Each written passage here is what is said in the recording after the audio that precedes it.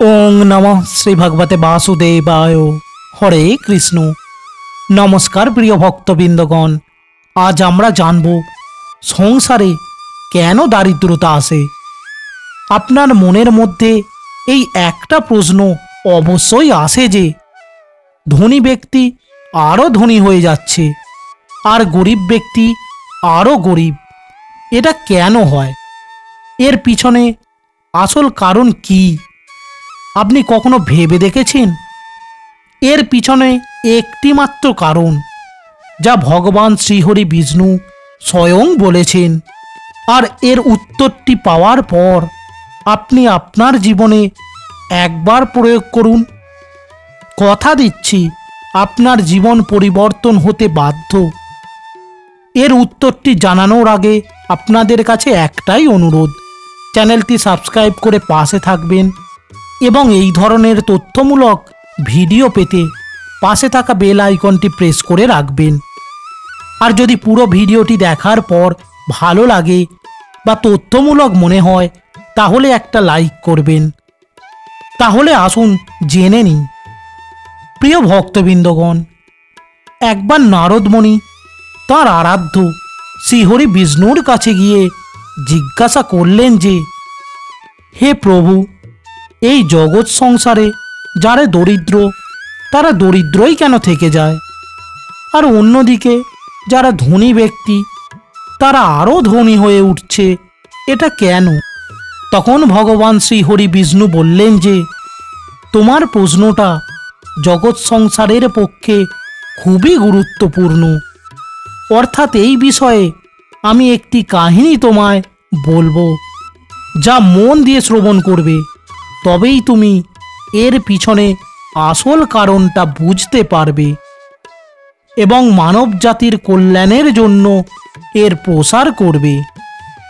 এই বলে ভগবান শ্রীহরি বিষ্ণু বলেন, একটি জঙ্গলে একটি কুটির ছিল, তাতে বাস করত একজন সাধু ও তার শিষ্য।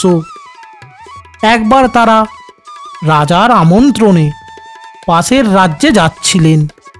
সারাদিন হাঁটার ফলে দুপুর হয়ে যায় এবং তারা খুবই তৃষ্ণার্ত ছিলেন এবং সেই সময় দেখতে পেলেন রাস্তার ধারে একটি কুঠির এবং সেই কুঠিরে পৌঁছালেন এবং দেখলেন সেই কুঠিরের অবস্থা খুবই খারাপ। তারপর সাধুটি ডেকে বললেন, কেউ আছেন? আমাদের একটু জলপান করাবেন? তখন কুটির থেকে বেরিয়ে এলো এক ব্যক্তি এবং সাধু ও তাঁর শিষ্যকে জলপান করালেন। জলপান করে সাধুটি বললেন, আপনি কি করেন এবং কিভাবে জীবন অতিবাহিত হয় ও কিভাবেই আপনি সংসার চালান?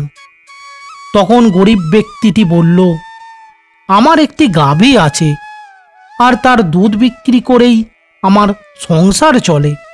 তখন সাধুটি বললেন, তোমার কুঠিরের সামনে তো দেখছি এত বিশাল বড় ক্ষেত, তুমি এতে কৃষিক্ষেত করো না কেন? তখন গরিব ব্যক্তিটি বলল, আমার এই গাভী দ্বারাই আমার সংসার চলে যায়। এই কথোপকথন হতে হতে সন্ধ্যা হয়ে যায়। তখন সাধুটি বললেন, আজকের রাতটুকু আপনার কুঠিরে আশ্রয় পাওয়া যাবে? তা শুনে গরিব ব্যক্তিটি রাজি হয়ে যায় এবং যখন রাত গভীর হলো তখন সাধুটি ঘুম থেকে উঠে তার শিষ্যকে বললেন, শিষ্য তুমি ওঠো, এবং তারপর বললেন, এই গাভীটি নিয়ে চলো, আমরা এই স্থান ত্যাগ করি। এই কথা শুনে শিষ্য তো অবাক, কারণ এটা ছিল অনুচিত, কিন্তু শিষ্য তার গুরুকে কিছু না বলতে পেরে তাই করলেন এবং গাভীটিকে নিয়ে তারা একটি জঙ্গলে আসেন এবং সেখানে গাভীটিকে ছেড়ে তারা চলে যান।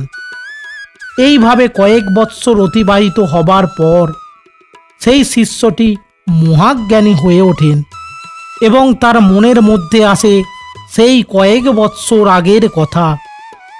সেই ভেবে তিনি সেই গ্রামে যান এবং দেখেন সেখানে কোনো কুটির ছিল না এবং সেখানে প্রচুর সংখ্যক ফলের গাছ তিনি দেখতে পান এবং একটি বড় প্রাসাদও দেখেন। তখন তিনি ভাবলেন, হয়তো সেই গরিব ব্যক্তিটি এখান থেকে চলে গেছে। এই ভেবে তিনি ফিরে আসতে যাচ্ছিলেন। তখন এক ব্যক্তিকে তিনি দেখতে পান এবং চিনতে পারেন। তখন সেই শিষ্যটি বলেন, আপনি আমায় চিনতে পারছেন? তখন ব্যক্তিটি বলে, কেন চিনতে পারবো না? সেই দিন রাত্রে আপনারা না বলে চলে গিয়েছিলেন, কিন্তু তারপর আমার গাভীটিও কোথায় যেন চলে গেছে। কিছুদিন আমার খুব কষ্ট হয়েছে।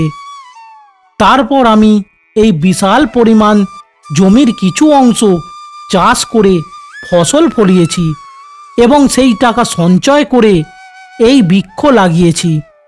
আজ আমার কয়েকশো বিঘা জমিতে এই ফলের বৃক্ষ আছে, আর এই দিয়েই আমি আজ এত ধনসম্পদের মালিক হতে পেরেছি। তখন সেই শিষ্যটি বুঝতে পারেন তার গুরুজি কী চেয়েছিলেন এবং সেখান থেকে তিনি ফিরে আসেন। এই কাহিনীটি বলার পর ভগবান শ্রীহরি বিষ্ণু বলেন, মানুষের দারিদ্রতা সে নিজেই দূর করতে পারে তার সৎ কর্ম ও সৎ চেষ্টার দ্বারা। আর যে মানুষ অলস প্রকৃতির হয় বা কোনো কর্ম করার আগেই হার স্বীকার করে নেন, তাকে সারা জীবন দারিদ্রতার মধ্যেই কাটাতে হয়। অর্থাৎ প্রিয় ভক্তবৃন্দগণ, আশা করি আপনারা বুঝতে পেরেছেন আপনার সৎ চেষ্টা ও পরিশ্রমই আপনাকে আপনার দারিদ্রতা থেকে মুক্তি দেবে। অর্থাৎ লক্ষ্য স্থির রেখে কর্ম করে যাও, ফলের আশা করো না।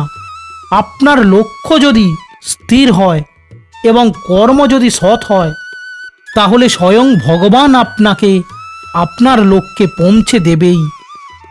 এবং সেই সফলতা যে কিভাবে এসে যাবে তা আপনি চিন্তাই করতে পারবেন না। অর্থাৎ প্রিয় ভক্তবৃন্দগণ, যদি এই ভিডিওটি দ্বারা আপনি উপকৃত হন, তাহলে চ্যানেলটি সাবস্ক্রাইব করে পাশে থাকবেন এবং এই ধরনের আরও তথ্যমূলক ভিডিও পেতে পাশে থাকা বেল আইকনটি প্রেস করে রাখবেন এবং একটি লাইক করবেন ও কমেন্টে ভালোবেসে লিখে যাবেন, জয় শ্রী হরি বিষ্ণু, জয় শ্রীকৃষ্ণ। ধন্যবাদ।